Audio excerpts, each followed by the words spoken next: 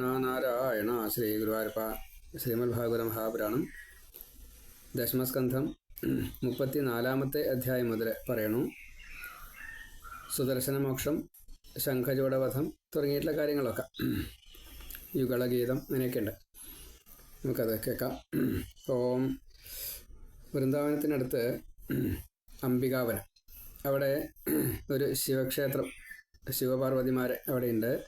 അപ്പോൾ ഒരു ശിവരാത്രിക്ക് നന്ദഗോപരും രാമകൃഷ്ണന്മാരും എല്ലാവരും കൂടിയിട്ട് തൊഴാൻ പോയി. സരസ്വതി നദീ തീരത്താണ്. അപ്പോൾ അവിടെ കുളിച്ചു, ശിവപാർവതി പൂജയൊക്കെ ചെയ്തു. മഹാദേവൻ സന്തോഷിക്കണേ എന്ന് എല്ലാവരും പ്രാർത്ഥിച്ചു. അകമഴിഞ്ഞ് പ്രാർത്ഥിക്കുക, ധാരാളം ദാനങ്ങളൊക്കെ ചെയ്യുക, പശുദാനങ്ങൾ ചെയ്യുക, പിന്നെ വസ്ത്രം, അന്നം, തേന് തുടങ്ങിയതൊക്കെ പ്രത്യേകമായിട്ട് ദാനം ചെയ്യാം. അങ്ങനെയൊക്കെ ധാരാളം. ശിവരാത്രി വ്രതം നോറ്റു. വെള്ളം മാത്രം കുടിച്ച് രാത്രി ഉറക്കൊഴിച്ച് അങ്ങനെ ശിവഭജനം. അർദ്ധരാത്രി കഴിഞ്ഞു. ആ സമയത്താണ് ഒരു പെരുമ്പാമ്പ് നന്ദഗോപരെ പിടികൂടി. ഇപ്പോൾ നന്ദഗോപര് പലതരത്തിൽ രക്ഷിക്കണേ എന്നൊക്കെ പറഞ്ഞിട്ട് അവർക്ക് വിളിച്ച് കരഞ്ഞു. അപ്പോൾ ഗോപന്മാരൊക്കെ അവിടെ വന്നു. അപ്പോൾ അവരെല്ലാവരും വളരെ ദേഹണ്ണവും കാര്യങ്ങളൊക്കെ ചെറുതായിട്ടൊക്കെ ചെയ്യുന്നുണ്ട്. അപ്പോൾ അതിൻ്റെയൊക്കെ ഊണൊന്നും ഇല്ലെങ്കിലും പായസവും കാര്യങ്ങളൊക്കെ ഉണ്ടാക്കണ്ടേ. അപ്പോൾ അങ്ങനെയൊക്കെ ആവും. ഏതായാലും കടക്കൊള്ളികൾ, ധാരാളം കടക്കൊള്ളികളുണ്ട്. അതെല്ലാം കൊണ്ടിട്ട് ഈ പാമ്പിൻ്റെ ദേഹത്ത് ഇങ്ങനെ പൊള്ളിക്കുക, കുത്തുക, പലതും ചെയ്തു. അടിക്കുക, എന്തൊക്കെയാണ് ചെയ്തത് വെച്ചാൽ മനസ്സില്ല. പല ഉപദ്രവം ചെയ്തിട്ടും പാമ്പിന് യാതൊരു വിധ ഭാവമാറ്റങ്ങളും ഇല്ല. പാമ്പ് ഈ നന്ദഗോപരെ വല്ലാതെ കണ്ട് ഉപദ്രവിക്കുക തന്നെയാണ്. അപ്പോൾ എല്ലാവരും കൃഷ്ണനെ സമീപിച്ചു. കൃഷ്ണ, അങ്ങനെ അച്ഛനെ പാമ്പ് പിടിക്കുന്നു, പെരുമ്പാമ്പാണ്. അപ്പോൾ കൃഷ്ണൻ അവിടെ വന്നു. ആ പാമ്പിൻ്റെ ദേഹത്ത് പാദം ഒന്ന് സ്പർശിച്ചു. അപ്പോഴേക്കും ഒരു ദിവ്യരൂപം ധരിച്ചിട്ട് കൃഷ്ണനെ സ്തുതിച്ചു. കൃഷ്ണൻ ചോദിച്ചു, അങ്ങ് ആരാ? ഞാൻ സുദർശനൻ എന്ന പേരായിട്ടുള്ളൊരു ഗന്ധർവനാണ്, അല്ലെങ്കിൽ വിദ്യാധരനാണ്. എൻ്റെ സൗന്ദര്യം കൊണ്ട് ലേശം അഹങ്കാരം വന്നുപോയി എനിക്ക്. അത് കാരണം അങ്കിരസ് ഋഷികളെ കണ്ടു കഴിഞ്ഞപ്പോൾ അവർ കുറച്ചൊരു കുള്ളന്മാർ അങ്ങനെയാണ്. അപ്പോൾ സൗന്ദര്യം ഒട്ടും ഇല്ല. അപ്പോൾ അവർ ഞാൻ ഈ ഹാസം ചെയ്ത് കഴിഞ്ഞപ്പോൾ അവരെന്നെ ശപിച്ചു. അങ്ങനെയാണ് ഞാൻ എന്താ പാമ്പായിട്ട് മാറിയത്. ഇപ്പോൾ അത് നന്നായി എന്ന് തോന്നുക. അവരെ ഹസിച്ചത് തെറ്റായിച്ചാലും അവരുടെ ശാപം അത് നന്നായി എന്ന് തോന്നി. കാരണം ഇപ്പോൾ ഭഗവാനെ എനിക്ക് കാണാൻ സാധിച്ചുല്ലോ, ഭഗവാന്റെ പാദസ്പർശം സ്വീകരിക്കാൻ സാധിച്ചുല്ലോ, അതുകൊണ്ട് എനിക്ക് മുക്തനാവാൻ സാധിച്ചുല്ലോ. ഇങ്ങനെ പുരുഷോത്തമനായിട്ടുള്ള, ഭക്തപാലകനായിട്ടുള്ള, ലോകനാഥനായിട്ടുള്ള ഭഗവാനെ പാപം തീർക്കുന്നവനായിട്ടുള്ള അങ്ങേക്ക് നമസ്കാരം. അങ്ങനെ മുക്തനായി ആ സുദർശനൻ എന്ന വിദ്യാധരൻ യാത്രയായി. പിറ്റേന്ന് അവർ എല്ലാവരും കൂടിയിട്ട് ഗോകുലത്തിൽ എത്തുകയും ചെയ്തു. പിന്നെ ഒരിക്കലൊരു ഗോകുലത്തിലെ ഒരു രാമകൃഷ്ണന്മാരിൻ്റെ വൃന്ദാവനത്തിലെ കാട്ടിലിങ്ങനെ ഗോപികളൊത്ത് നടക്കുകയാണ്. അപ്പോൾ ആ സമയത്ത് വേണുഗാനം അതിങ്ങനെ ചെയ്യുന്നുണ്ട്. ഗോപികളെ സർവം മറന്നുകൊണ്ട് അങ്ങനെ വിഹരിക്കുകയാണ്. ആ സമയത്താണ് ശംഖചൂഡൻ എന്ന പേരായിട്ട് ഒരു യക്ഷൻ, കുബേരൻ്റെ അതിൽ പെട്ടവരാ. ശംഖചൂഡൻ കുബേരൻ്റെ ഭൃത്യനുമാണ്, ദാസനുമാണ്. അവൻ ഗോപികളെ കട്ടുകൊണ്ടുപോയി. സാധാരണ യക്ഷന്മാർ നല്ലവരാണ്, എങ്കിലും ഇതൊരു നിമിത്തവും. ഗോപികളെ കട്ടുകൊണ്ടുപോയി എന്ന് മാത്രമല്ല, രാമകൃഷ്ണ രക്ഷിക്കണേ, അവർ വല്ലാതെ കണ്ട് പേടിച്ച് നിലവിളിച്ചു. അപ്പോൾ കൃഷ്ണൻ പറഞ്ഞു, വേണ്ട, പേടിക്കണ്ട കേട്ടോ, നിങ്ങളെ ഞാൻ രക്ഷിച്ചോളാം എന്ന് പറഞ്ഞ് അവിടുന്ന് ഒരു സാലവൃക്ഷം പറിച്ചെടുത്തിട്ട് ഈ യക്ഷൻ്റെ പിന്നാലെ ചെന്നു. കൃഷ്ണൻ്റെ വരവ് കണ്ടപ്പോൾ നല്ല പന്തിയല്ല തോന്നി. അപ്പോൾ ഗോപികളെ വിട്ടു ഓടി. ശംഖചൂഡൻ എന്നുള്ള യക്ഷൻ ഓടി. പിന്നെ കൃഷ്ണനൊപ്പം ചെന്ന് ദ്വന്ദ്വയുദ്ധം, അതിഗംഭീരമായിട്ടുള്ള ദ്വന്ദ്വയുദ്ധം. അങ്ങനെ മുഷ്ടി ചുരുട്ടി തലയ്ക്കടിച്ചിട്ട് ശിരസ് പൊട്ടിച്ചു. പ്രലംബനെ ബലരാമൻ കൊന്ന കൂട്ടത്തിൽ ഈ ശംഖചൂഡനെ ബ്രഹ്മരന്ധ്രം പൊട്ടിച്ച് തലയോട്ടി പൊട്ടിച്ചു. അങ്ങനെ കൃഷ്ണൻ വധിച്ചു. അപ്പോൾ ആ തലയോട്ടിയിൽ ഒരു രത്നം ഉണ്ടായിരുന്നു. നല്ലവരുടെ തലയിൽ മാത്രമേ രത്നം ഉണ്ടാവുള്ളൂ. അപ്പോൾ യക്ഷൻ സ്വതേ നല്ലവനാണ്. ഇത് മുക്തി കിട്ടാൻ വേണ്ടി ഒരു നിമിത്തമായോ എന്താ കഥാനിശ്ചയം. ഏതായാലും അങ്ങനെയാണ് ഗോപികളെ കട്ടത്. അപ്പോൾ ആ ശിരസ് പൊട്ടിച്ച് കഴിഞ്ഞപ്പോൾ അതിൻ്റെ ഉള്ളിൽ ഈ രത്നം എടുത്തിട്ട് അത് ബലരാമന് കൊടുത്തു, ഏട്ടന് സമ്മാനമായിട്ട്. അപ്പോൾ ഒരു പക്ഷേ അത് ഈ കൗസ്തുഭരത്നം പാലാഴിയിൽ നിന്ന് വന്നപ്പോൾ അത് താൻ സ്വയം സ്വീകരിച്ചുവല്ലോ. അതേപോലെ മൂല്യമുള്ള ഒരു രത്നമാണ് ഈ ശംഖചൂടൻ്റെ രത്നം. അത് ഏട്ടനും കൊടുത്തു. അങ്ങനെ ഗോപികളെ മടക്കി കൊണ്ടുവന്നു. അങ്ങനെ ഒരു ദിവസങ്ങളിങ്ങനെ കഴിഞ്ഞുകൊണ്ടിരിക്കുകയാണ്. രാസലീല നടന്നുകൊണ്ടേ ഇരിക്കുകയാണ്. അപ്പോൾ പകലെ ഇവർക്ക് കിട്ടണില്ല കൃഷ്ണനെ. കൃഷ്ണൻ കാലി മേയ്ക്കാൻ പോയി കഴിഞ്ഞാൽ ഗോപികളുടെ മനസ്സും കൃഷ്ണൻ്റെ ഒപ്പം പോവും. ഗോപികളുടെ ശരീരം മാത്രമേ ഇവിടെ ഉണ്ടാവുള്ളൂ. പണികളൊക്കെ കുറച്ച് അമാന്തായി. ചിലത് ചെയ്യും, ചിലത് ചെയ്യില്ല. പലതും വീഴ്ച വന്നു. കൃഷ്ണവിരഹം കാരണം കൊണ്ട് അവർക്ക് ഒരു കാര്യവും നടക്കാത്തൊരു മട്ട്. ഭഗവത് ലീലകളെ ഭഗവൻ മനസ്സിൽ കണ്ടുകൊണ്ട് അതിങ്ങനെ പാടുകയാണ്. അതിന് യുഗളഗീതം എന്നാണ് പേര്. ഗോപികളെ പരസ്പരം അവരനുഭവിച്ച കാര്യങ്ങൾ, പിന്നെ കൃഷ്ണൻ വൃന്ദാവനത്തിലെ ഗോപബാലന്മാരോടും പശുക്കളോടും ഒപ്പം ചെയ്യുന്നതായിട്ടുള്ള കാര്യങ്ങൾ, അപ്പോൾ കാട്ടിൽ ഓടക്കുഴൽ വിളിക്കുക, അത് കണ്ടിട്ട് മറ്റ് ആരൊക്കെ എങ്ങനെയൊക്കെ കൃഷ്ണനെ സ്വീകരിക്കുന്നു. ഒരു ഗോപി പറയാണ്, ഗോപികളെ കൃഷ്ണൻ തലങ്ങനെ ഇടത്തോട്ട് ചെരിച്ച് വെച്ച് പുരികം ഇളക്കിക്കൊണ്ട് ഓടക്കുഴലിൽ വിളിക്കുമ്പോൾ ആ വിരലുകൾ ഈ ഓടക്കുഴലിൻ്റെ അവിടെയും ഇവിടെയൊക്കെ അങ്ങനെ അടയ്ക്കുക തുറക്കുക അങ്ങനെ ചെയ്യുമല്ലോ. അത് കൃഷ്ണൻ ഇങ്ങനെ ഓടക്കുഴൽ വിളിക്കുമ്പോൾ അതിൻ്റെ ആ ഒരു നാദം, വേദസാരം, അത് എല്ലാവരും കേൾക്കണു. ആകാശത്തെ ദേവസ്ത്രീകൾ സ്വയം മറന്നുകൊണ്ട് അതിങ്ങനെ ലയിച്ചിരിക്കുകയാണ് കേട്ടുകൊണ്ട്. വസ്ത്രം കഴിഞ്ഞത് അവരറിയണില്ല. ഈ ആസ്വാദനം കൊണ്ട് അവർ ലോകത്തെ പോലും മറന്നു. കഴുത്തിൽ മുത്തുമാല അണിഞ്ഞ് ദുഃഖം തീർക്കുന്നതായിട്ടുള്ള കൃഷ്ണൻ ഇങ്ങനെ ഓടക്കുഴൽ വിളിക്കുന്ന സമയത്ത് പശുക്കൾ, കാളകൾ, മാൻ തുടങ്ങിയിട്ടുള്ള തിര്യക് ജാതികൾ പാട്ട് കേട്ട് പുല്ല് വായിലുണ്ടാവും, പക്ഷേ അത് ചവയ്ക്കാൻ മറക്കും. അതിങ്ങനെ തല മേപ്പെട്ടാക്കിയിട്ട് ഈ പുല്ലിങ്ങനെ കടിച്ചു പിടിച്ച് ഈ പാട്ട് കേട്ട് ഇങ്ങനെ ഇരിക്കും, ചെവി കൂർപ്പിച്ച്. ഒരു ചിത്രത്തിൽ എങ്ങനെയാണോ പശുക്കൾ നിൽക്കുന്നത് അതേപോലെ ഈ മൃഗങ്ങൾ പാട്ട് കേട്ട് നിൽക്കണു.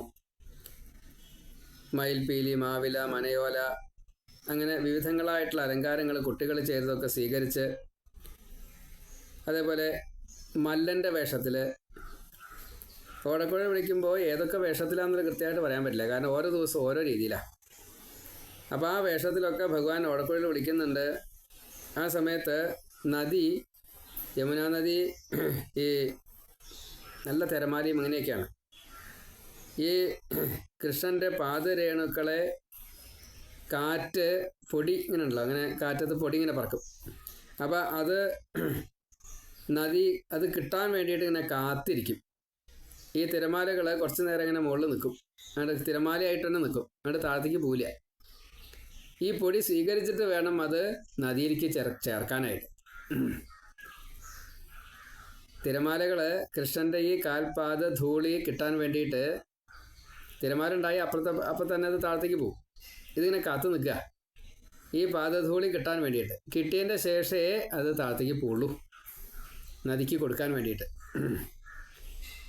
ഇങ്ങനെ ഗോപന്മാർ കൃഷ്ണമഹിമ പാടി സ്തുതിക്കുന്ന സമയത്ത് എല്ലാ അർത്ഥത്തിലും ഐശ്വര്യത്തെയും സമ്പത്തിനെയും മുഴുവൻ സുഖത്തെയും തരുന്നതായിട്ടുള്ള ആ കൃഷ്ണൻ രമാനാഥൻ പൈക്കളെ മേച്ചിങ്ങനെ നടക്കുകയാണ്, ഗോവർദ്ധനത്തിലേക്ക് ചുറ്റി നടക്കുകയാണ്. അപ്പം ഇങ്ങനെ ഓടക്കുഴൽ ഓതിയിട്ടാണ് പൈക്കളെ വിളിക്കുക. അപ്പോൾ സസ്യലതാദികൾ, പൂക്കൾ, തളിര്, പഴങ്ങൾ, കൃഷ്ണന് ഒക്കെ അങ്ങനെ ധാരാളമായിട്ട് സ്വയമേവ തന്നെ ഈ പുഷ്പാഞ്ജലി ചെയ്യുക. മരങ്ങളിൽ നിന്നിങ്ങനെ പൂക്കൾ ഇങ്ങനെ കൃഷ്ണൻ്റെ തലയിലേക്ക് വീഴുക, വള്ളികളിൽ നിന്ന്, ചെടികളിൽ നിന്ന്, പാദത്തിലേക്ക് അച്ചാൽ അങ്ങനെ, തലയിലേക്ക് അച്ചാൽ അങ്ങനെ. അത് രോമാഞ്ചത്തോടു കൂടിയിട്ട് ഓരോരുത്തരും കൃഷ്ണനെ തൊടുന്നു, ആലിംഗനം ചെയ്യണു. എന്തൊക്കെയാ വെച്ചാൽ അതൊക്കെ ഗോപബാലന്മാരായാലും ശരി, പശുക്കളായാലും ശരി, ഒരേപോലെ. സസ്യലതാദികളും അതെങ്ങനെ തന്നെ. കൃഷ്ണൻ അങ്ങോട്ട് തൊടുകയാണോ കൃഷ്ണൻ ഇങ്ങോട്ട് തൊടുകയാണോ ചോദിക്കരുത്. കാറ്റത്ത് ഒരു വള്ളി ആടി വെച്ചാൽ കൃഷ്ണൻ്റെ അടുത്താണെങ്കിൽ കൃഷ്ണനെ തൊട്ട് എന്നിട്ടേ പോരുള്ളൂ.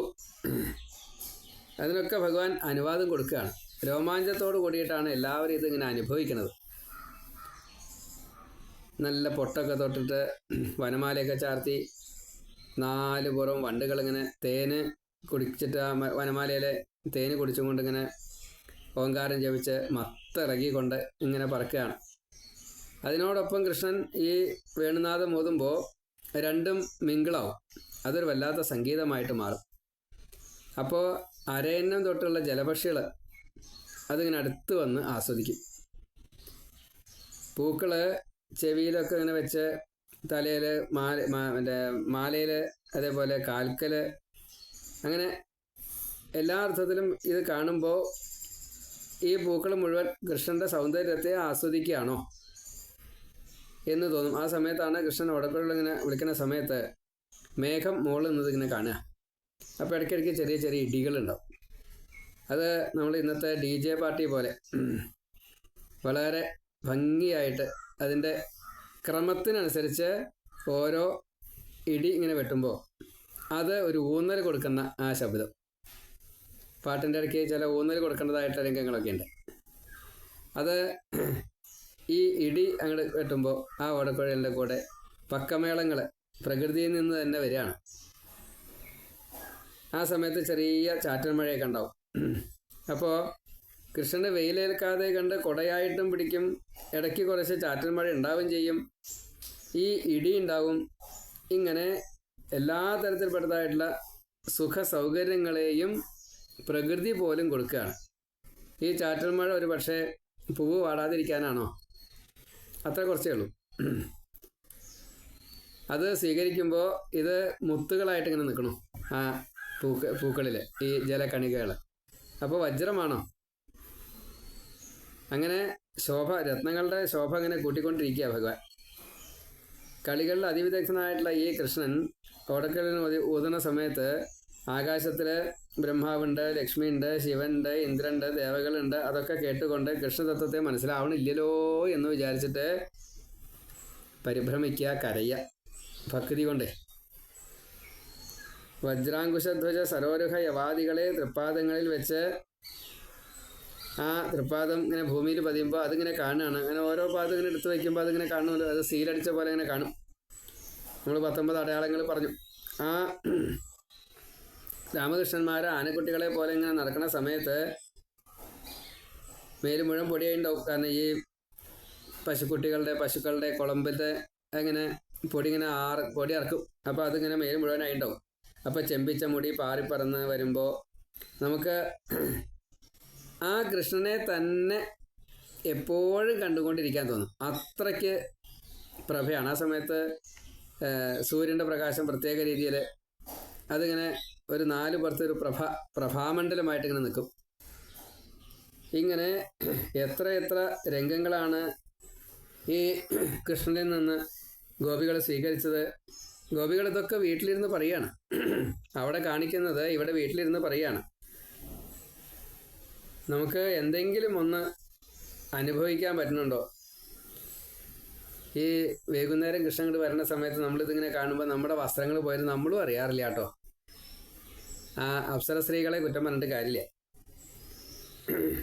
നല്ല വാസനയുള്ള തുളസിപ്പൂവ്, അതുപോലെ അതിൻ്റെ മാല, അതേപോലെ കൂട്ടുകാരൻ്റെ തോളിൽ കൈയിട്ട് പശുക്കളുടെ എണ്ണം കണക്കാക്കണ ആ കൃഷ്ണൻ ഓടക്കുഴൽ വിളിക്കുമ്പോൾ അവിടെ എത്താത്തതായിട്ടുള്ള പശുക്കൾ വരണത്, മാനുകൾ ഒക്കെ പിന്നാലെ ഇങ്ങനെ നടക്കണത്, ഇതൊക്കെ കണ്ടു കഴിഞ്ഞാൽ എല്ലാവരും എല്ലാ കാര്യങ്ങളും മറക്കാതിരിക്കുക എങ്ങനെയാ? ബാക്കിയുള്ള കാര്യങ്ങളൊക്കെ മറക്കും, കൃഷ്ണനെ മാത്രം ഓർക്കും. ഈ യശോദയുടെ ഒരു ഭാഗ്യം ആലോചിച്ച് നോക്കൂ.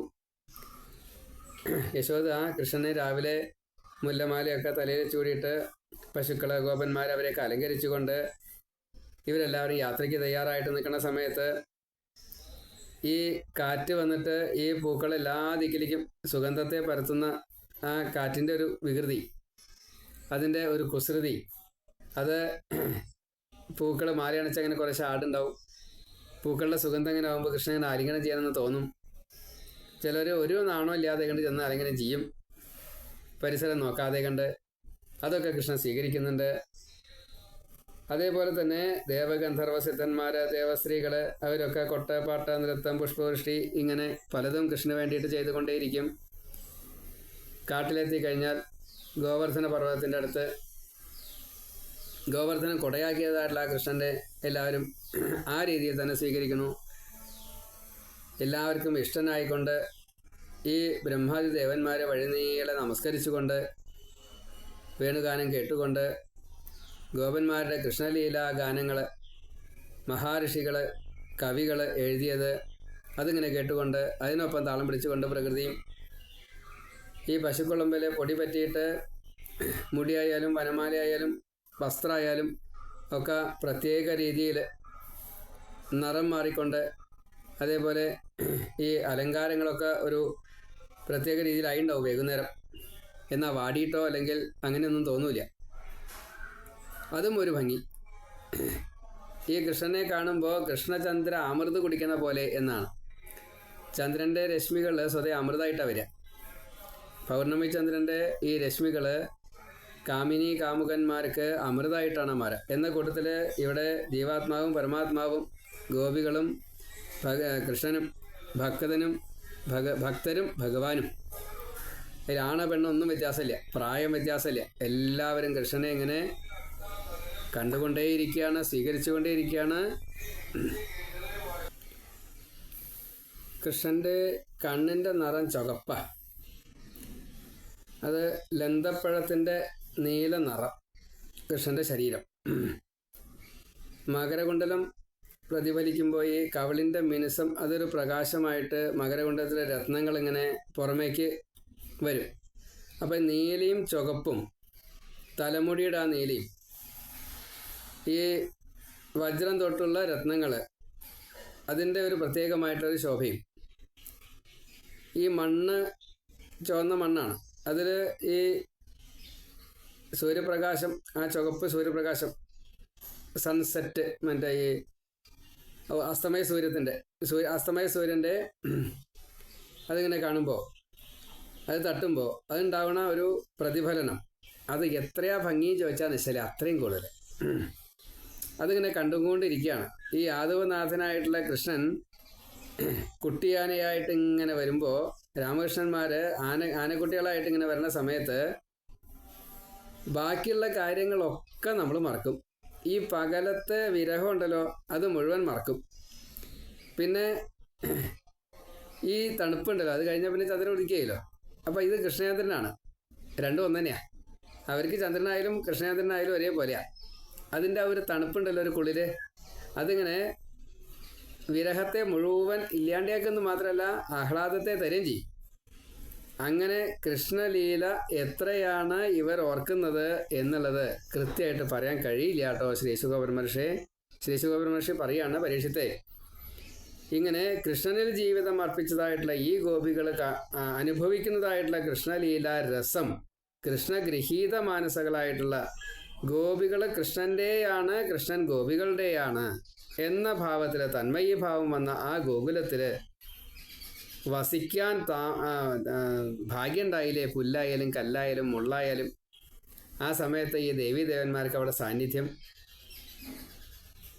പശുവായാലും പക്ഷിയായാലും മൃഗങ്ങളായാലും പ്രാണിവർഗങ്ങളായാലും വണ്ടായാലും പൂക്കളായാലും ഒക്കെ കൃഷ്ണനെ സ്വീകരിക്കുകയാണ്.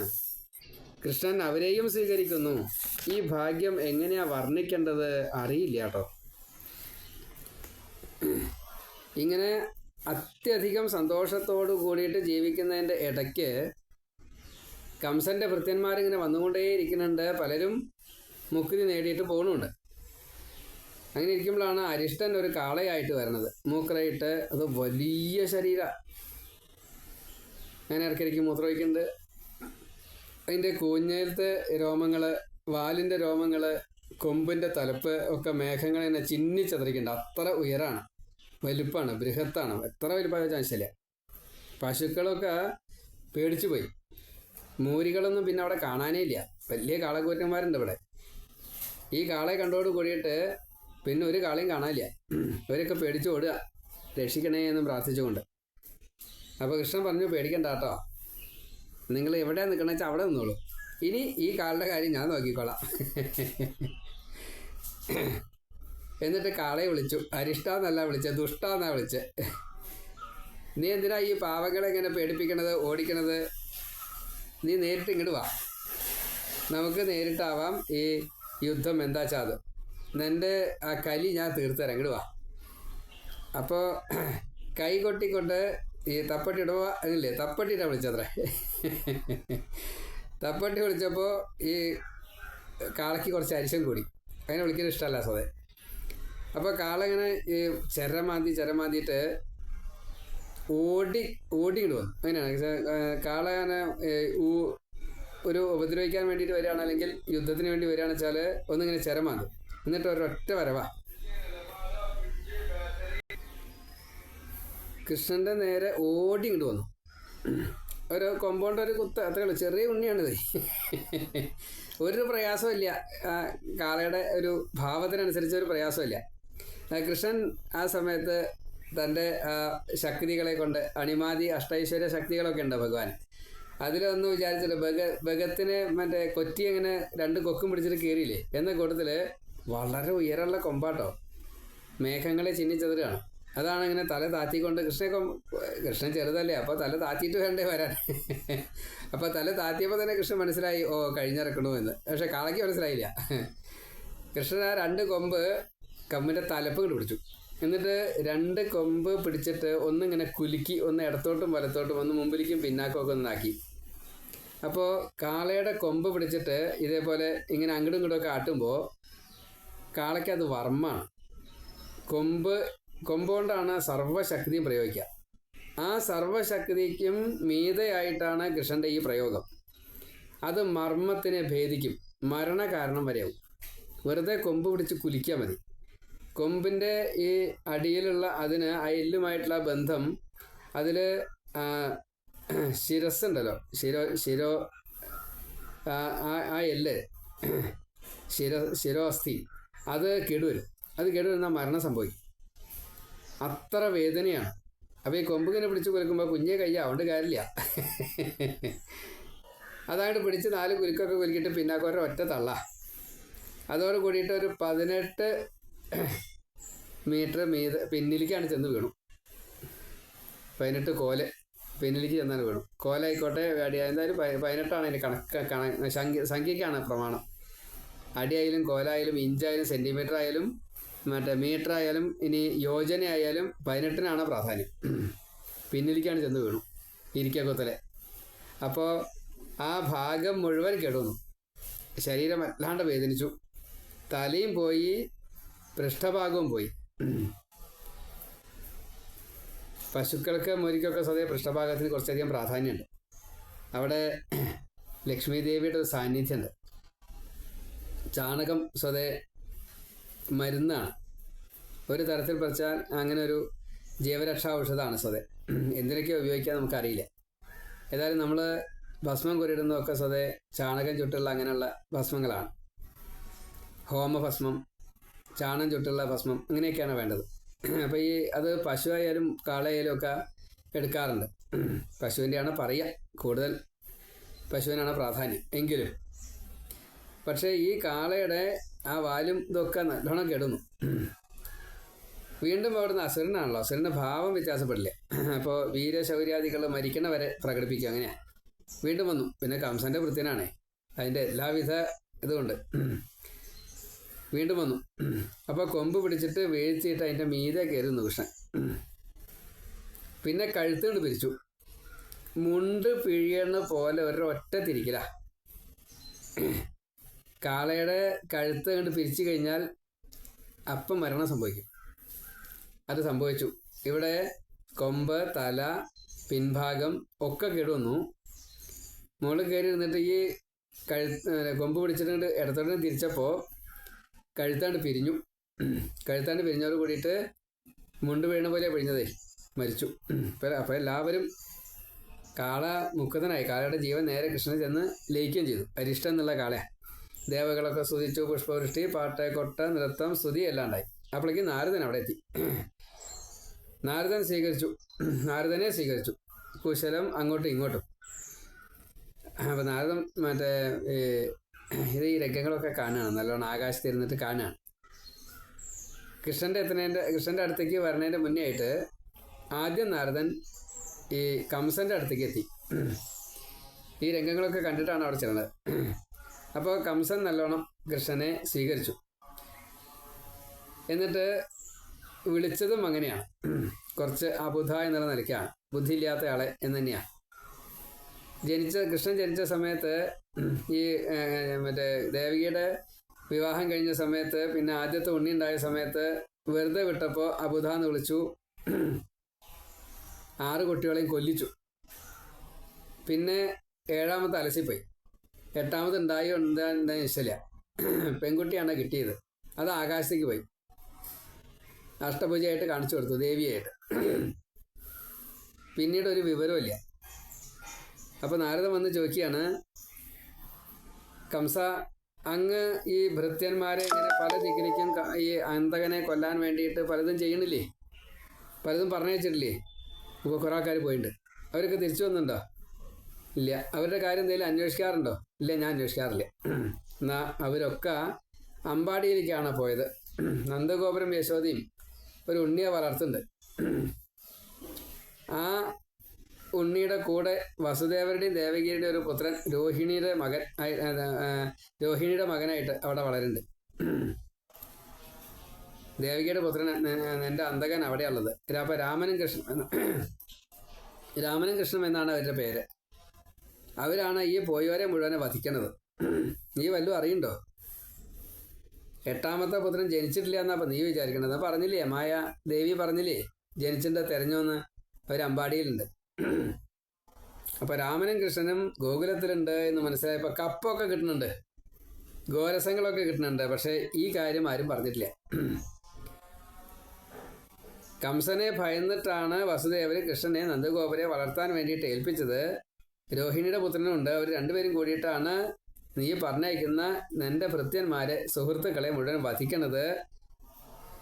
അരിഷ്ടനും കൂടിയും വധിക്കപ്പെട്ടു കേട്ടോ എന്ന് പറഞ്ഞു.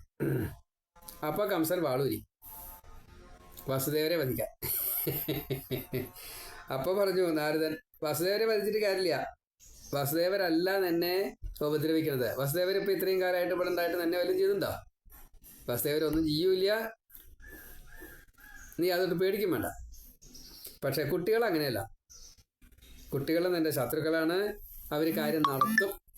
അപ്പം അതുകൊണ്ട് നിനക്കിഷ്ടമുള്ളത് നീ ചെയ്തോ. ഞാൻ എൻ്റെ ഒരു അഭിപ്രായം പറയാണ്, നീ അങ്ങോട്ട് പോയിട്ട് കൊല്ലാൻ നിൽക്കണ്ട. അവരെ ഇങ്ങോട്ട് കൊണ്ടുവന്നാൽ നിനക്ക് പിൻബലമുണ്ട്. അവിടെ പോയവരൊക്കെ മരിച്ചെടുക്കാണ്. അവരെങ്ങോട്ട് കൊണ്ടുവന്നു കഴിഞ്ഞാൽ നിനക്ക് എന്തെങ്കിലും ചെയ്യാൻ പറ്റും. കാര്യം നടക്കും. കാര്യം നടക്കിച്ചാൽ കംസവധം നടക്കുന്നതാണ് പറഞ്ഞത്. അത് പക്ഷേ കംസന് മനസ്സിലായില്ല. അപ്പം തന്നെ വസുദേവരെയും ദേവകിയും വീണ്ടും ചങ്ങലയ്ക്ക് ഇട്ടു. എന്നിട്ട് കേശിയെ വിളിച്ചു. വേഗം രാമകൃഷ്ണന്മാരെ കൊന്നുപോരും. അമ്പാടിയിലുണ്ട്, ഗോകുലത്തിലുണ്ട്. നന്ദഗോപരുടെയും യശോദരയും മകനായിട്ടാണ് വളർന്ന രോഹിണിയുടെ പുത്രനും അവിടെയുണ്ട്. 2 പേരെയും വധിച്ചു വന്നോളൂ എന്ന് പറഞ്ഞു. കേശി എന്നുള്ള കുതിരയ്ക്കും ഈ ഭഗത്തിനെ പോലെ കുറേ കഴിവൊക്കെ ഉണ്ട്. അനവധി മേന്മകളുള്ള ഈ അസുരനെ വധിക്കാൻ ഭഗവാന് പ്രയാസമൊന്നും ഉണ്ടായില്ല. അത് വേറെ വിഷയം. കംസൻ്റെ വളരെ ഇഷ്ടപ്പെട്ട കൂട്ടുകാരുണ്ട്. ചാണൂരൻ, മുഷ്ടികൻ, അതേപോലെ കുവലയാപീഠം എന്നുള്ളൊരു ആന. 8 മല്ലന്മാരെന്നാ പറയാം. കംസൻ്റെ അനുജന്മാരുണ്ട് 8 പേര്. അപ്പോൾ അവർ തന്നെ 16 പേരുണ്ട്. മഹാമല്ലന്മാരെന്ന് പറഞ്ഞാൽ പിന്നെ മഹാമല്ലന്മാർക്ക് ശിഷ്യന്മാർ അതൊക്കെ വേറെ ഉണ്ട് കേട്ടോ. അതേപോലെ കുവലയാപീഠം എന്നുള്ള ആനയുണ്ട്.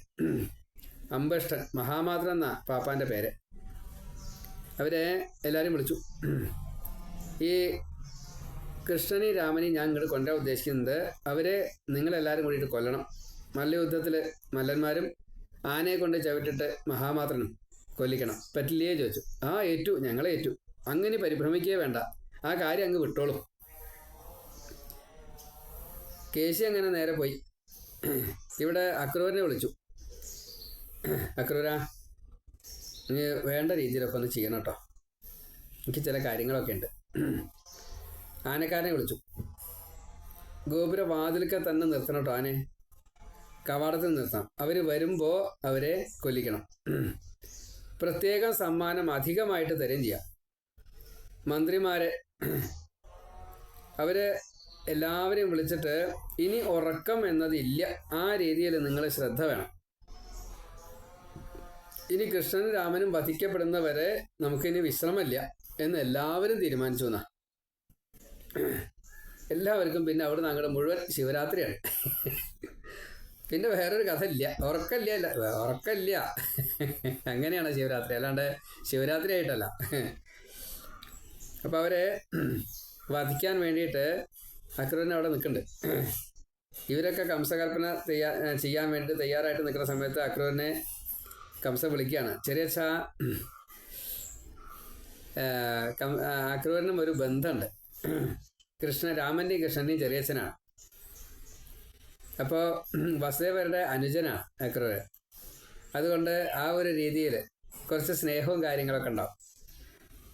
കംസൻ ആ രീതിയിലൊക്കെ പെരുമാറി ഈ അക്രൂരനോട്. എന്തിനാ? കാര്യം തറക്കാൻ വേണ്ടിയിട്ടാ.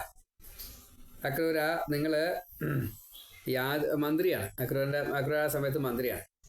ഉഗ്രസേനൻ്റെ മന്ത്രിയല്ല, ഉഗ്രസേനൻ്റെ മന്ത്രിയാണ്, കംസൻ്റെ മന്ത്രിയല്ല. മന്ത്രിസ്ഥാനത്ത് നിന്ന് മാറ്റിയിട്ടുണ്ട്. കാരണം നാരദൻ വന്ന് പറഞ്ഞിട്ടുണ്ടായിരുന്നു, ഇവരൊക്കെ ദേവന്മാരാണ്, അസുരന്മാരെ മാത്രം കംസൻ്റെ കൂട്ടുകാരായിട്ട് കണക്കാക്കണം എന്ന് പറഞ്ഞപ്പോൾ മന്ത്രിസ്ഥാനത്ത് നിന്ന് ഇവരെയൊക്കെ മാറ്റി. അങ്ങനെയാണ് നിൽക്കുന്നത്. അപ്പം അങ്ങനെ അക്രൂരനെ വിളിക്കുകയാണ്. അങ്ങ് യാദവർക്കൊക്കെ ഇഷ്ടനാണ്, എനിക്ക് വേണ്ടിയിട്ടൊരു കാര്യം ചെയ്യണം. നന്ദഗോകുലത്തിൽ പോയിട്ട് രാമകൃഷ്ണന്മാരെ കൂട്ടിക്കൊണ്ടുവരണം. സ്വർണ്ണ രഥത്തിൽ പോയിക്കോളൂ. ദേവന്മാർ എന്നെ കൊല്ലാൻ വേണ്ടിയിട്ട് പറഞ്ഞയച്ചിട്ടുള്ള കപടവേഷക്കാരാണ് രാമനും കൃഷ്ണനും. അപ്പം നമുക്കിവിടെ ചെറിയൊരു സൂത്രപ്പണികളൊക്കെ ചെയ്യാൻ ഞാൻ നിശ്ചയിച്ചിട്ടുണ്ട്. ഒരു ധനുർയാഗത്തിന് വേണ്ട ഏർപ്പാടുകളൊക്കെ ചെയ്തിട്ടുണ്ട്. അപ്പോൾ അതിന് വേണ്ട ഗോരസങ്ങൾ കൊണ്ടുവരാൻ എന്ന വ്യാജേന അവിടെ പോയാൽ മതി. പാലും തൈരും നെയ്യൊക്കെ ധാരാളമായിട്ട് കൊണ്ടുവരണം, വണ്ടി നിറച്ച് കൊണ്ടുവരണം. നന്ദഗോപരോട് പ്രത്യേകം പറയണം. നന്ദഗോപനെയും രാമനെയും കൃഷ്ണനെയും ഒക്കെ ക്ഷണിച്ച് കൂട്ടിക്കൊണ്ടുവരും വേണം. നമുക്ക് രാമകൃഷ്ണന്മാരെ കുവരയാപീഠത്തിനെ കൊണ്ട് കൊല്ലിക്കാം. അതല്ല അച്ഛാ, ഈ മല്ലന്മാരുണ്ട്. ഇല്ല അച്ഛാ, എൻ്റെ അനുജന്മാരുണ്ട്. ഇല്ലെങ്കിൽ ഞാനുണ്ട്. എങ്ങനെയായാലും നമുക്ക് രാമകൃഷ്ണന്മാരെ കൊല്ലണം, എന്നിട്ട് വേണം സുഖമായിട്ടൊന്ന് കിടന്നുറങ്ങാൻ. ഈ ഉഗ്രസേന രാജാവിന് ഇപ്പോഴും രാജാവാകണം എന്നുള്ള മോഹമുണ്ട്. നീണ്ടു നിൽക്കാൻ പോലും ആവതില്ല. എന്നിട്ടാണ് മകനല്ലേ രാജാവാവേണ്ടത്. ഈ സമയത്താണ് ഇങ്ങനെ മോഹം ഉണ്ടാവേണ്ടത്. അപ്പം അതൊക്കെ തെറ്റാ. നമുക്കൊരു കാര്യം ചെയ്യാം. എല്ലാ അർത്ഥത്തിലും രാമകൃഷ്ണന്മാരെ വധിക്കാൻ വേണ്ട എല്ലാ സംവിധാനങ്ങളും ഞാനിവിടെ ചെയ്തിട്ടുണ്ട്. അങ്ങ് പോയിട്ട് കൂട്ടിക്കൊള്ളാൽ മതി. എന്നെ സഹായിക്കാൻ ജരാസന്ധൻ തൊട്ടുള്ള ദ്വിവിധൻ, അതുപോലെ നരകാസുരൻ, ശംബരൻ, അവരൊക്കെ നമുക്കിവിടെ കൂട്ടിക്കൊണ്ടു ചെയ്യാം.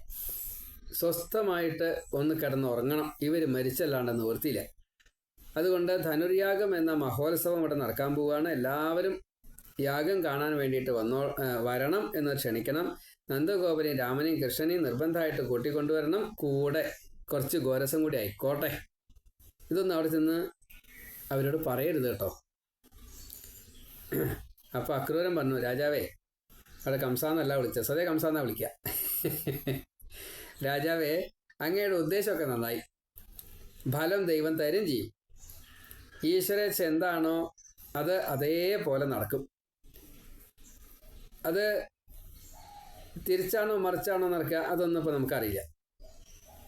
ഈ ശരീരം ഉണ്ടെങ്കിൽ മോഹം ഉറപ്പാണ്. അപ്പോൾ അത് അങ്ങേക്ക് നടക്കും എന്നുള്ള കാര്യത്തിന് യാതൊരു തർക്കമില്ല. നമ്മൾ ഈ ആഗ്രഹങ്ങളെ നടത്താൻ വേണ്ടിയിട്ട് പല കാര്യങ്ങളും ചെയ്യാറുണ്ട്. ചിലപ്പോൾ സുഖം കിട്ടും, ചിലപ്പോൾ ദുഃഖം കിട്ടും. ഞാൻ അങ്ങ് പറഞ്ഞത് ചെയ്യാം, അത് മാത്രമേ എനിക്ക് ഏൽക്കാൻ പറ്റുള്ളൂ. ചെയ്തോളാം, പോരെ? ശരി. അപ്പോഴേക്കും ഇവിടെ കേശിക്കുതിര ഗോകുലത്തിലെത്തി. കുതിരയുടെ ചില രോമങ്ങൾ, കുഞ്ചി രോമങ്ങൾ അങ്ങനെയൊക്കെ ഉണ്ടല്ലോ, അതൊക്കെ ഇങ്ങനെ ഈ കാളയെ പോലെ തന്നെയാണ്, വലിയ വലിപ്പമുണ്ട്. മേഘങ്ങളൊക്കെ ഇങ്ങനെ പറത്തിയിട്ട് കുളമ്പ് കൊണ്ടിങ്ങനെ ഭൂമി ഇങ്ങനെ ചിരമന്ത, അതൊക്കെ അതേപോലെ തന്നെയാണ്. വലിയ വായ പടർന്നിട്ട് ചില ശബ്ദങ്ങളൊക്കെ ഉണ്ടാക്കിയിട്ട് എല്ലാവരെയും പേടിപ്പിച്ചുകൊണ്ട് കാലുകൊണ്ടും കൈകൊണ്ടും ഒക്കെയാണ് ഇവരെ ദ്രോഹിക്കുക, അല്ലെങ്കിൽ അടിക്കുക, താടനം ചെയ്യുക. രണ്ട് കാലുമ്പിലും നിൽക്കാൻ പറ്റും, രണ്ട് കയ്യുമ്പിലും നിൽക്കാൻ പറ്റും. കുതിരയ്ക്ക് അങ്ങനെയൊക്കെ അനവധി കഴിവുകളുണ്ട്. അപ്പം അങ്ങനെ പേടിപ്പിച്ചുകൊണ്ട്, കൃഷ്ണനെ പേടിപ്പിച്ചുകൊണ്ട് പലതരത്തിലുള്ള പലരെയും ചവിട്ടിയിട്ടും അങ്ങനെയൊക്കെ ആയിട്ട് ഉപദ്രവിച്ച് അവിടെ എത്തി. അപ്പോൾ കൃഷ്ണൻ പറഞ്ഞു, അതൊന്നും വേണ്ട, അങ്ങോട്ട് വാ. കാളയെ കയ്യൊട്ടിയിട്ടാണ് വിളിച്ചാൽ കൃഷ്ണൻ ഇവിടെ ആകർഷിക്കാണ്ടായത്. ഏതായാലും കുതിര അവിടെ എത്തി. കുതിരയും കൃഷ്ണൻ കൂടിയിട്ടുള്ള നല്ല യുദ്ധം. അപ്പോൾ കൈകൊണ്ട് ഇങ്ങനെ ചവിട്ടിയപ്പോൾ കൃഷ്ണൻ ഒഴിഞ്ഞു മാറി. ഈ ഒഴിഞ്ഞു മാറിയാൽ കുതിരയ്ക്ക് ക്ഷീണ, പിന്നെ അവിടെ വന്ന് വീഴുമ്പോൾ വല്ലാത്തൊരു പ്രയാസം ഉണ്ടാവും. അതേപോലെ തന്നെയാണ് പിൻകാലം കൊണ്ട് ഇങ്ങനെ ചവിട്ടും. അപ്പോഴും അത് കൊണ്ടിട്ടില്ല വെച്ചാൽ കുറച്ച് പ്രയാസമാണ്. അങ്ങനെ കുറേ അങ്ങോട്ടും ഇങ്ങോട്ടുള്ള കളിപ്പിക്കലൊക്കെ കഴിഞ്ഞതിന് ശേഷം കൃഷ്ണൻ പിന്നിലേക്ക് മാറി, കുതിരയുടെ പിന്നിലേക്ക് മാറിയിട്ട് വാലും കാലും കൂടി പിടിച്ചു. വത്സാസുരനെ ചുഴറ്റിയിട്ട് നല്ല പരിചയമുണ്ട്. അപ്പോൾ അങ്ങനെ ഒന്ന് പിടിച്ചൊന്ന് ചുഴറ്റിയിട്ട് ഒന്ന് വലിച്ചെറിഞ്ഞു. വലിച്ചെറിഞ്ഞപ്പോൾ വീണ്ടും ബോധം കെട്ടു. വീണ്ടും കുതിര കൊല്ലാൻ വേണ്ടിയിട്ട് വന്നു. അപ്പോഴേക്കും ഇവിടെ നല്ലോണം പരിക്കൊക്കെ പറ്റിയിരുന്നു കേട്ടോ, അത്യാവശ്യമൊക്കെ പരിക്ക് പറ്റിയിരുന്നു. കൃഷ്ണൻ തൻ്റെ ഇടത്തെ കയ്യെ ആ കുതിരയുടെ വായിലേക്ക് അങ്ങോട്ട് ഇട്ടു. കുതിര കടിക്കാറുണ്ട് അത്. അപ്പോൾ കൃഷ്ണനെ അങ്ങോട്ട് വിഴുങ്ങാൻ വേണ്ടിയിട്ട് കടിച്ച് അങ്ങോട്ട് ആഹരിക്കാനല്ല, കടിച്ചാണ് കൊല്ലുക, അതാണ് ഉദ്ദേശിച്ചത്. അങ്ങനെയാണ് വന്നപ്പോൾ ചെറിയ കുഞ്ഞു കൈയാണ്, അതാണ് വായിലേക്ക് ഇട്ടു. അപ്പോൾ പിന്നെ സൗകര്യമായി, കാരണം അങ്ങനെ കുറച്ചാണ്ട് അകത്തേക്ക് ആക്കുക, അത്രയല്ലേ കൊണ്ടു. എന്നിട്ടാണ് കഴുത്താണ് കടിച്ചു കഴിഞ്ഞാൽ പിന്നെ കൃഷ്ണൻ തല കടിച്ചു കഴിഞ്ഞാൽ പിന്നെ ഒന്നും പ്രശ്നമില്ല. അങ്ങനെ കണക്കാക്കിയിട്ടാണ് ഇരിക്കുന്നത്. അപ്പോൾ കൈയാണ്ട് കടത്തിയപ്പോൾ തന്നെ കയ്യിന് കുറേശ്ശെ ചൂടുമുണ്ട്, കൈ ഇങ്ങനെ വലുതാവണമുണ്ട്. കയ്യാണ്ട് വലുതായി അഘാസുരൻ്റെ ആ വായയിൽ കടന്നിട്ട് കൃഷ്ണൻ വലുതായ പോലെ തന്നെ ഇവിടെ കയ്യിനെ മാത്രം കൃഷ്ണൻ വലുതാക്കി. ശരീരം അതേപോലെ തന്നെ കുഞ്ഞ ശരീരമായിട്ട് നിൽക്കുക. ഈ കയ്യ അങ്ങോട്ട് വലുതായി ആ വായഭാഗം കുറച്ച് നീളമുണ്ടാവും, വായഭാഗം കുറച്ച് നീളമുണ്ട്. അപ്പോൾ അത് മൊത്തം അങ്ങോട്ട് നിറഞ്ഞു. പിന്നെ അങ്ങോട്ടും ഇങ്ങോട്ടും ശ്വാസം പോയില്ല, കാറ്റ് പോകാണ്ടേ. അഘാസുരൻ്റെ ഈ നിരന്തല ബ്രഹ്മരന്ധ്രം പൊട്ടിച്ചിട്ടാണ് ജീവൻ പുറത്തേക്ക് പോയത്. അതേപോലെ തന്നെ ഇവിടെയും കുതിര ഈ ശ്വാസം കിട്ടാണ്ടായപ്പോഴേ മൂത്രമൊഴിക്കാൻ തുടങ്ങി, ചാണകിടാൻ തുടങ്ങി, മാർഗമില്ല, കാലിട്ട് പെടയാൻ തുടങ്ങി, കയ്യും കാലുമൊക്കെ പിന്നെ പൊന്തൊന്നുമില്ല, കയ്യും കാലും പൊന്തൊന്നുമില്ല. അങ്ങനെ തുള്ളിക്കളിക്കുക, നല്ല നൃത്തമാണ് ഇത്. പെടച്ചിൽ ശ്വാസം കിട്ടില്ല. അങ്ങനെ ബ്രഹ്മരന്ധ്രമുണ്ട്, അതാണ്ട് പിളർന്നു. കുതിര നേരെ ജീവൻ മുകളിലേക്ക് പോയി. കുതിര ചത്തു. കൃഷ്ണൻ കൈയെടുത്തു. ആ കുതിരയുടെ ജീവൻ, ഈ കേശി എന്നുള്ള കുതിരയുടെ ജീവൻ കൃഷ്ണനിലേക്ക് ലയിച്ചു. അപ്പോൾ ദേവന്മാർ പുഷ്പവൃഷ്ടി, കൊട്ട, പാട്ട, നൃത്തമൊക്കെ ഉണ്ടായി. ഇങ്ങനെ എല്ലാവരും കൂടിയിട്ട് വളരെയധികം സന്തോഷിച്ചു. കേശി എന്നുള്ള കുതിരയെ കൊന്നത് മഹാഭാഗ്യമായി.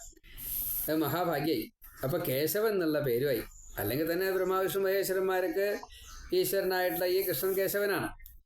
ആ കേശവന് ഇപ്പോൾ കേശിയെ കൊന്നവൻ എന്നൊരു അർത്ഥം കൂടി ആയി. മാത്രമല്ല ഒരു പുതിയ അശ്വമേധം, ഇങ്ങനെയും അശ്വമേധം ചെയ്യാൻ പറ്റും അല്ലേ?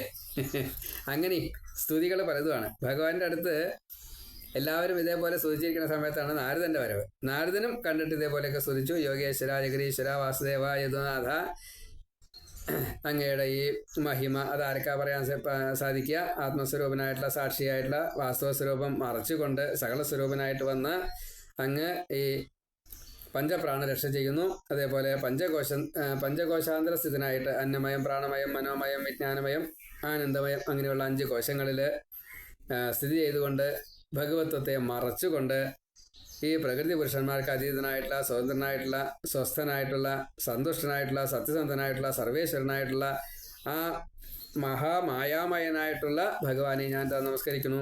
അങ്ങ് ഭൂമിയുടെ ഭാരം തീർക്കാനാണല്ലോ അവതരിച്ചിരിക്കുന്നത്. സജ്ജന രക്ഷ ചെയ്യാനാണല്ലോ ഈ അസുരന്മാരെയൊക്കെ വധിക്കുന്നത്. ഇപ്പോൾ കേശയും കൂടി വധിച്ചിരിക്കുന്നു. ഇനി ഭാവിയിലേക്ക് പറയുകയാണ്. മുഷ്ടിക ചാണൂരന്മാരെ അങ്ങ് വധിക്കും, കോലിയാപീഠത്തിനെ വധിക്കും, കംസവധം ചെയ്യും. മറ്റന്നാൾ കംസവധം ചെയ്യും. അതിനുള്ള ഏർപ്പാടുകളൊക്കെ ഇപ്പോൾ റെഡിയായിരുന്നു. പിന്നെ പഞ്ചജനൻ, കോലയാശ്വൻ, മറ്റേ കാലയവനൻ, മറ്റേ മുരൻ, നരകാസുരൻ, ഇവരെയൊക്കെ ജരാസന്ധനെയൊക്കെ കൊല്ലിക്കും. ഇങ്ങനെയൊക്കെ.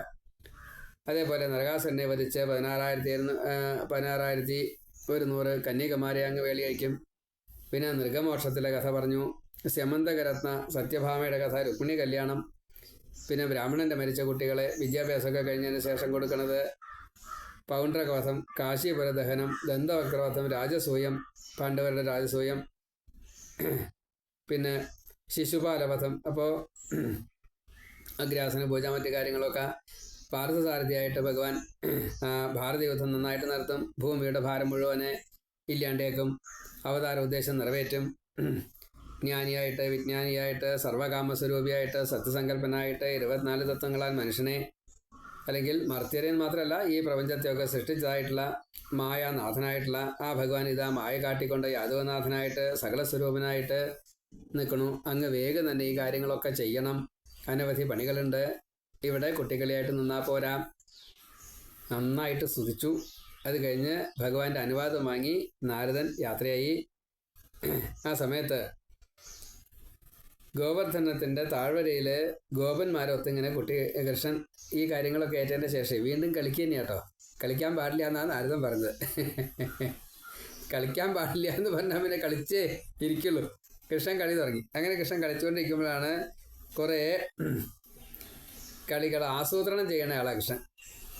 അപ്പോൾ ആടുകളായിട്ട് വേഷം കെട്ടിയിട്ട് കുറേ കുട്ടികൾ, ആടുകളെ മേയ്ക്കുന്നവരായിട്ട് കുറച്ച് കുട്ടികൾ, ഇങ്ങനെ കള്ളനും പോലീസും കളിക്കുന്ന കുട്ടികൾ. അപ്പോൾ കള്ളന്മാരുണ്ട്, പോലീസുണ്ട്, ആടുകളുണ്ട്, ഈ ആടുകളെ മേയ്ക്കുന്ന ഗോപബാലന്മാരുണ്ട്. ഇങ്ങനെ കളിച്ചുകൊണ്ടിരിക്കുക. ആ സമയത്താണ് അവിടെ മയാസുരൻ്റെ മകനായിട്ടുള്ള വ്യോമാസുരൻ വരണത്. അനവധി മായകൾ മുഴുവൻ അറിയാം. മായാവിയാണ്. മയാസുരൻ തന്നെ 96 മായകൾക്ക് അധിപനാണ്. അപ്പം അതുകൊണ്ട് അദ്ദേഹത്തിൻ്റെ മകനും അസുരാണ് പറഞ്ഞ കാര്യമില്ല, ശിവഭക്തനാണ്. ഈ മയാസുരനും ഇവിടെ വന്നിട്ട് കംസൻ്റെ വൃത്തിനാണ് വേഷം മാറി. ഈ സൂത്രവഴികൾ പലതും ചിന്തിച്ചപ്പോൾ ആടുകളെ കട്ടാൽ മതി എന്നാൽ ഈ കുട്ടികൾ പിന്നാലെ വന്നോളും എന്ന് കണക്കാക്കി ആടായിട്ടുള്ള ഈ ഗോപബാലന്മാരെ മുഴുവൻ കട്ട് കൊണ്ടുപോയിട്ട് ഒരു ഗുഹയ്ക്കകത്ത് കല്ലിട്ടടച്ചു. പിന്നെ വരിക കൊണ്ടുപോവുക 5-6 ഗോപന്മാർ മാത്രം ബാക്കിയായി, രാമകൃഷ്ണന്മാരും ബാക്കിയായി. ബാക്കിയുള്ളവരൊക്കെ കൊണ്ടുപോയി അടച്ചു. എന്തിനു പറയണു, കൃഷ്ണൻ ഈ കാര്യത്തിൽ വല്ലാത്ത വിഷമായി. അങ്ങനെ വെച്ചാൽ ഇപ്പം ശരിയാക്കി തരാം എന്ന് പറഞ്ഞ് തൻ്റെ ശരീരം യോഗശക്തി കൊണ്ടാണ് വലുതാക്കി. ഈ വ്യോമാസുരം വലിയ ശരീരമാണ്, ആകാശത്തൂടെ പറക്കുകയൊക്കെ ചെയ്യുക. അങ്ങനെയൊക്കെ മട്ട വാലിനെ പോലെയോ അങ്ങനെയൊക്കെ വേണമെച്ചാൽ പറയാൻ പറ്റില്ല. എന്ന രീതിയൊന്നും പറയാൻ പറ്റില്ല. പല മായും കാണിക്കും. ഇന്നതൊന്ന് ഒരു കൃത്യം പറയാനൊന്നും പറ്റില്ല.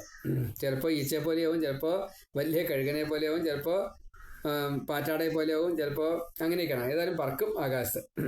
മായാവിദ്യ ഉണ്ടായതുകൊണ്ട് 96 ഉണ്ടല്ലോ, ഏത് വേണിച്ചാൽ ചെയ്യാം. കൃഷ്ണൻ അത് കണക്കാക്കിക്കൊണ്ട് തന്നെ ശരീരം വലുതാക്കി അവൻ്റെ മൂക്കും വായും കൂടിയിട്ട് പിടിച്ചു.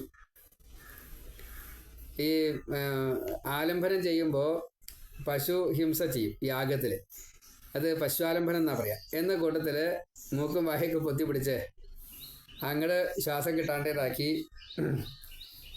വ്യോമാസുരൻ എന്ന് പറഞ്ഞാൽ തന്നെ ആകാശത്തുകൂടെ സഞ്ചരിക്കുക, അതാണല്ലോ. അപ്പോൾ അയാളെ എന്നാൽ ആകാശത്തുകൂടെ വെച്ചിട്ട് തന്നെ വധിച്ചു. പ്രത്യേകമായിട്ടുള്ളൊരു പശുആലംബനം. ഏതായാലും ആ വ്യോമാസുരന് മുക്തി കൊടുത്തു. അതിനുശേഷം ഈ ഗുഹയിലെത്തി. ഗുഹ കല്ലിട്ടുള്ള ഗുഹയാണ്, തുറന്നു. എല്ലാവരെയും രക്ഷിച്ചു. ചിലരൊക്കെ ബോധം പോയായിരുന്നു. അവരൊക്കെ വീണ്ടും പൂർവ്വസ്ഥിതിയിലാക്കിയിട്ട് അന്ന് വൈകുന്നേരം തിരിച്ചെത്തി.